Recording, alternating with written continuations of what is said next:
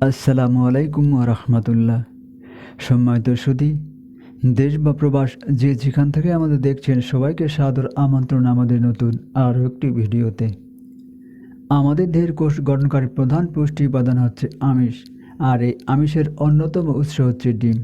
ডিম সহজলভ্য ও পুষ্টিকর হয়, প্রায় সবসময় আমাদের খাবার তালিকায় থাকে এটি।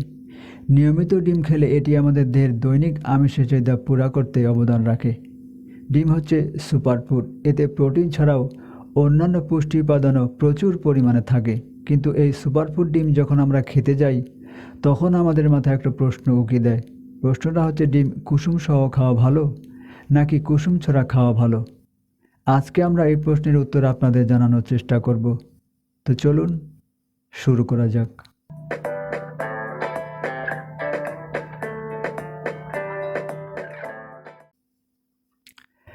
পুষ্টিবিদরা বলেন, একজন ব্যক্তি কুসুম সহ ডিম খাবেন নাকি কুসুম ছাড়া খাবেন, সেটা নির্ভর করে ওই ব্যক্তির দৈহিক অবস্থার উপর। একজন সুস্থ ব্যক্তি অনায়াসে কুসুম সহ ডিম খেতে পারেন, এতে কোনো বিধিনিষেধ নাই। ডিমের 2/3 হচ্ছে সাদা আর 1/3 হচ্ছে হলুদ, যেটাকে আমরা কুসুম বলে থাকি। এর সাদা অংশে থাকে প্রোটিন এবং হলুদ অংশে বা কুসুমে থাকে ফ্যাট, প্রোটিন ও কোলেস্টেরল।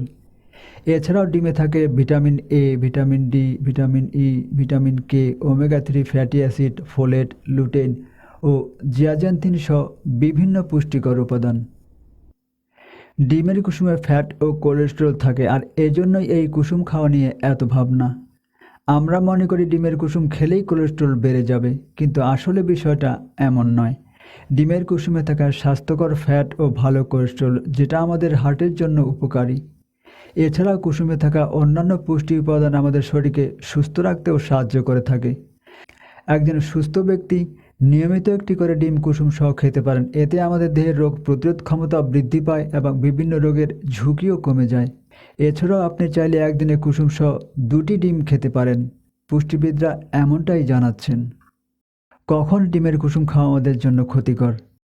বিভিন্ন গবেষণা থেকে জানা যায়, ডিমের কুসুম আসলে আমাদের দেহের জন্য ক্ষতিকর নয়।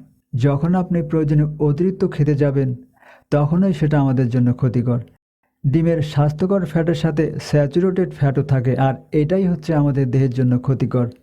আবার ডিমের কুসুমে ভালো কোলেস্টেরল থাকলেও আপনি যদি সেটা বেশি করে খান, তাহলে কোলেস্টেরলের পরিমাণ বেড়ে যেতে পারে, আর রক্তে যখন কোলেস্টেরল বেড়ে যাবে, তখন সেটা হার্টের জন্য ক্ষতিকর হয়ে উঠবে। আর এজন্যই নিয়মিত কুসুম সহ ডিম বেশি খেতে বারণ করা হয়। কিন্তু পরিমাণ মতো খেলে কোনো সমস্যা নাই, বরং এতে আপনার দেহ সুস্থ থাকবে। পুষ্টিবিদরা পরামর্শ দিয়ে থাকেন, আপনার বয়স যখন 40 হবে, তখন সপ্তাহে 4 দিন কুসুম সহ এবং 3 দিন ডিম কুসুম ছাড়াই খাবেন। এর বাইরে ইতিমধ্যে যারা বিভিন্ন প্রকার অসুখে ভুগছেন, তাদের জন্য কুসুম সহ ডিম খাওয়ার ব্যাপারে বিধিনিষেধ আছে। যেমন 1. হার্টের রোগী হলে।